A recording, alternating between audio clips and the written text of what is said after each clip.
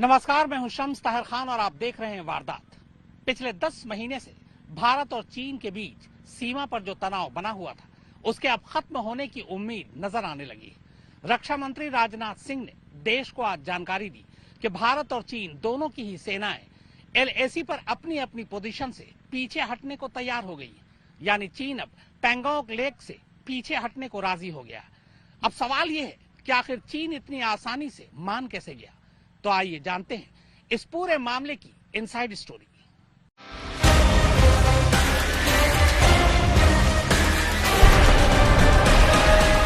इस बातचीत में हमने कुछ भी खोया नहीं है सभापति महोदय। चीन भी देश की संप्रभुता की रक्षा के हमारे संकल्प से पूरी तरह और अच्छी तरह अवगत है। अपनी 1 इंच जमीन भी किसी और को नहीं लेने दें। भारतीय सेनाएं अत्यंत बहादुरी से लद्दाख की ऊंची दुर्गम पहाड़ियों तथा कई मीटर बर्फ के बीच में भी सीमाओं की रक्षा करते हुए अडिग हैं और इसी कारण हमारा एज बना हुआ है।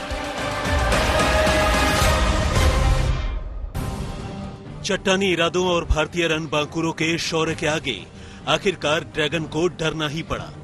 वो जिस इरादे से पेंगोंग लेक और LAC की तरफ अपने कदम बढ़ा रहा था, वो इरादा छोड़कर उसे पीछे हटना ही पड़ा। और इस तरह करीब 10 महीने से जारी भारत और चीन के बीच का सीमा विवाद अपने खात्मे की तरफ बढ़ चला है।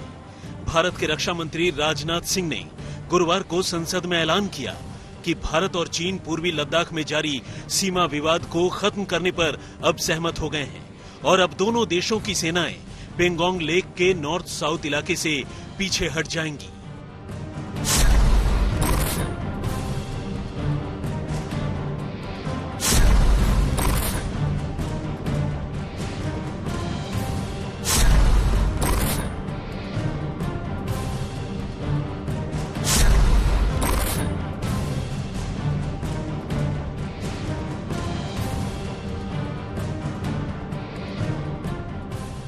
चीन की जिद के चलते इस विवाद की शुरुआत पिछले साल अप्रैल महीने में हुई थी।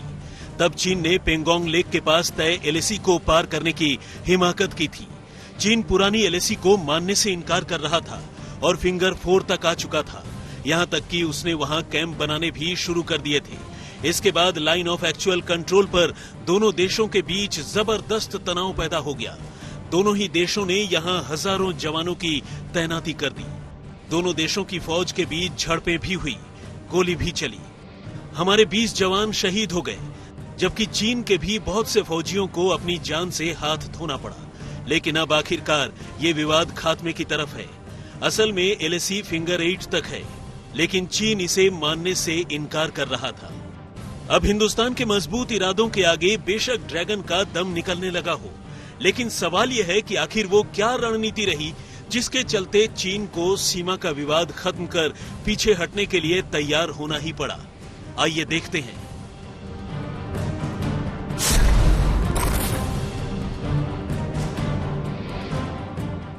ड्रैगन को सबक सिखाने के लिए भारत ने रणनीतिक हो या फिर राजनीतिक, हर मोर्चे पर काम किया। चीन ने जब अप्रैल में पहले वाली स्थिति न लागू करने की बात कही, तो भारत ने भी LAC पर अपनी सेना की मौजूदगी बढ़ा दी। चीन ने जब करीब 10,000 जवानों की तैनाती की, तो भारत ने भी इतने ही जवानों को LAC पर लगा दिया।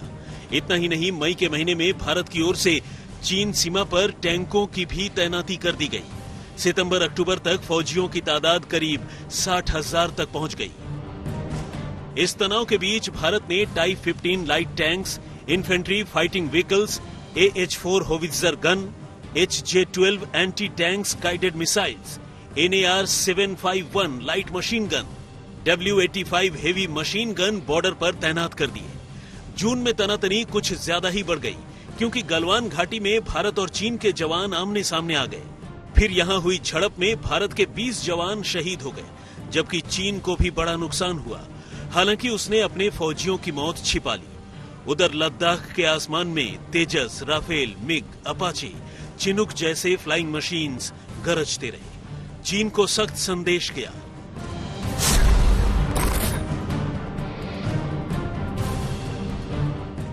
एक तरफ जहां सरहद पर भारत लगातार अपने फौजियों की तादाद बढ़ा रहा था, वहीं राजधानी दिल्ली से भी लगातार चीन को किसी भी हिमाकत की कड़ी सजा देने की बात अलग अलग तरीके से कही जाती रही। सरकार ने फौज को खुली छूट दी और सैन्य लेवल पर ही मसलों को सुलझाने पर जोर दिया। इसके अलावा जब सैन्य लेवल पर बात नहीं बनी, तब चीन मामले के विशेषज्ञ कहे जाने वाले एनएसए अजीत डोवाल ने मोर्चा संभाला। साथ ही विदेश मंत्री, रक्षा मंत्री लेवल पर भी सरकार ने अपनी ओर से बातचीत की। केंद्र ने सर्वदलीय बैठक की और इस बीच पीएम मोदी ने अचानक लद्दाख का दौरा कर न सिर्फ जवानों के हौसले बुलंद कर दिए, बल्कि वहीं से ये साफ कर दिया कि अब विस्तारवाद का दौर खत्म हो चुका है। कई चीनी ऐप पर बैन लगा दिया गया। भारत में कई बड़े प्रोजेक्ट से चीनी कंपनियों को हाथ धोना पड़ा और चीनी निवेश के मसले पर देश में भी विरोध की हवा बन गई। यही वजह रही कि सिर्फ देश ही नहीं बल्कि विश्व में चीन के प्रति एक अलग माहौल बन गया और उस पर कूटनीतिक दबाव बढ़ने लगा।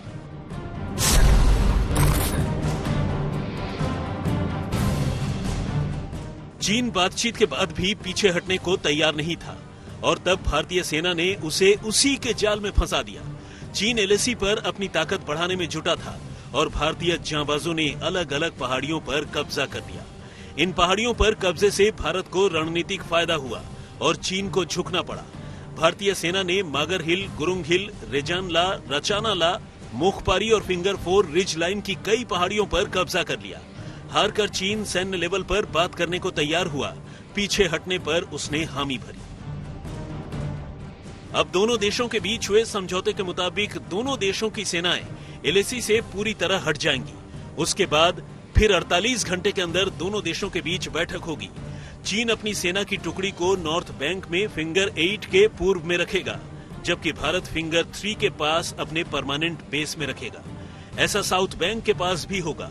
दोनों देश अपने अपने अतिरिक्त निर्माण भी हटा लेंगे। आज तक ब्यूरो। जिस चीन ने दुनिया को कोरोना दिया, उसी चीन ने भारतीय सीमा पर तनाव पैदा कर दरअसल एक नई चाल चली थी। चीन दुनिया का ध्यान कोरोना से भटकाना चाहता था और इसीलिए भारत के साथ उलझ गया। लेकिन आइए आज आपको बताते हैं कि आखिर भारत और चीन के बीच ये सीमा विवाद है क्या, इसकी पूरी कहानी है क्या। इंडो चाइना विवाद की इनसाइड स्टोरी जानने के लिए इस नक्शे को आपको देखना होगा। भारत के नक्शे में ये जम्मू कश्मीर और लद्दाख का वो हिस्सा है जो भारत की सीमा में आता है, मगर 1948 की जंग में इसका कुछ पश्चिमी हिस्सा पाकिस्तान के कब्जे में चला गया, जिसे आज हम पीओके यानी पाकिस्तान अधिकृत कश्मीर के नाम से जानते हैं। जबकि पूरब में अक्साई चिन और लद्दाख का कुछ हिस्सा 1962 की लड़ाई में चीन के कब्जे में चला गया।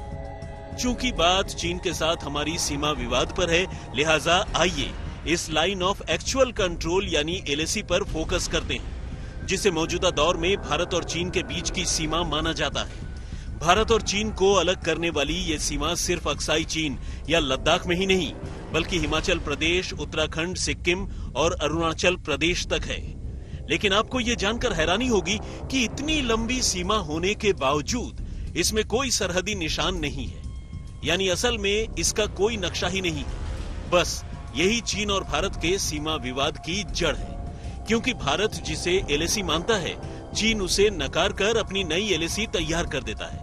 और लद्दाख में भी भारतीय और चीनी सैनिकों के बीच पिछले दिनों हुए तनाव की जड़ में यही है। दोनों देशों के बीच एलएसी को लेकर नक्शे पर कहां-कहां विवाद है, ये हम आपको बताएंगे। लेकिन उससे पहले दोनों देशों के बीच मौजूदा इस विवाद को समझते हैं। लद्दाख में काराकोरम पहाड़ियों के निचले हिस्से पर पेंगोंग नाम की ये लेक बहती है। एलएसी के हिसाब से इसका पश्चिमी हिस्सा भारत में और पूर्वी हिस्सा चीन में बहता है। 135 किलोमीटर लंबे इस लेक का 45 किलोमीटर लंबा हिस्सा फिलहाल भारत के कब्जे में है और बाकी की 90 किलोमीटर लंबी लेक चीन ने अपने कब्जे में ले रखी है। मौजूदा विवाद पेंगोंग लेक के इस पश्चिमी और पूर्वी हिस्से को लेकर है। इसको अगर और करीब से देखने की कोशिश करें तो पहाड़ों से घिरी ये लेक कुछ इस तरह नजर आती है। इस तस्वीर में आप हरी और नीले रंग की ये दो लाइन देख रहे हैं। इसमें हरी लाइन वो है जिसे भारत चीन के साथ अपनी अंतर्राष्ट्रीय सीमा मानता है, जबकि ये नीली लाइन वो है जिसे 1962 के युद्ध के बाद एलएसी घोषित किया गया था। लेकिन विवाद इस हरी रेखा पर नहीं बल्कि नीले रेखा पर है। एलएसी की मौजूदा स्थिति यह है कि भारतीय सेना इस नीली लाइन के इस तरफ है और चीनी सेना दूसरी तरफ। इस सीमा पर भारत का सबसे नजदीकी बेस ये है और चीनी सेना का नजदीकी बेस यहाँ पर था। गलवान वैली पर चीनी और भारतीय सेना के विवाद को आगे समझेंगे, मगर फिलहाल वापस आते हैं पेंगोंग लेक पर हुए हालिया विवाद पर। पेंगोंग लेक के विवाद को समझने के लिए इसे और करीब से देखेंगे तो आपको बंद मुट्ठी में उभरने वाले इन निशानों की तरह पेंगोंग लेक का ये पूरा इलाका ऊपर नीचे नजर आएगा। इसलिए इसे पेंगोंग लेक का फिंगर एरिया कहते हैं। माना जाता है कि लाइन ऑफ एक्चुअल कंट्रोल के इर्द गिर्द पेंगोंग लेक के फिंगर एरिया में 8 उभार हैं, जिन्हें 1 से लेकर 8 तक की गिनतियों के नाम से जाना जाता है। मौजूदा दौर में आईटीबीपी की पोस्ट फिंगर 4 के नजदीक है और चीन का नजदीकी पोस्ट फिंगर 8 पर है। भारत और चीन को अलग करने वाली एलएसी पेंगोंग लेक के फिंगर 8 से गुजरती है, मगर चीन का कहना है कि उसके हिसाब से एलएसी पेंगोंग लेक के फिंगर 8 से नहीं बल्कि फिंगर 2 से गुजरती है और इसीलिए फिंगर 8 और 2 के दरमियान अक्सर चीन भारतीय सेना से मुठभेड़ की कोशिश करता है। आपको बता दें कि पेंगोंग लेक का ये पूरा एरिया नो मैंस लैंड है, यानी यहाँ न तो आबादी है और न ही खेती की जा सकती है। चीनी सैनिकों का मुकाबला करने के लिए भारत लगातार इस इलाके में सड़क निर्माण की कोशिश कर रहा है, मगर चीन भारत को इसे बनाने नहीं देना चाहता, क्योंकि अगर इस सड़क का निर्माण हो गया तो भारतीय सैनिकों के लिए चीनी सैनिकों से मुकाबले के लिए बेहद कम वक्त में सपोर्ट पहुंचाया जा सकेगा। इसलिए चीन लगातार इस इलाके में अशांति फैलाकर सड़क निर्माण रोकने की कोशिश करता रहता है। जबकि करगिल युद्ध के दौरान जब भारत एक तरफ पाकिस्तान से लड़ रहा था तो वहीं दूसरी तरफ इस मौके का फायदा उठाते हुए चीन ने पेंगोंग लेक की फिंगर 4 के आसपास एक सड़क का निर्माण कर लिया था। आज तक ब्यूरो। एलएसी यानी लाइन ऑफ एक्चुअल कंट्रोल पर चीन हमेशा शातिराना चाल चलता रहा है। इसकी एक वजह भी है। दरअसल भारत और चीन के बीच जो सीमा लगती है वो दिखाई नहीं देती और यही वजह है कि भारत और चीन दोनों के ही सैनिक अक्सर एक दूसरे के सामने गश्त करते हुए नजर आ जाते हैं और यही वजह है कि कई बार झड़प भी होती है। इसके अलावा चीन भारतीय नक्शा को मानने से इनकार करता है और अपना ही नक्शा दिखाता है और उसी को मानने की कोशिश करता है। आइए अब एलएसी की भी पूरी कहानी समझ लेते हैं।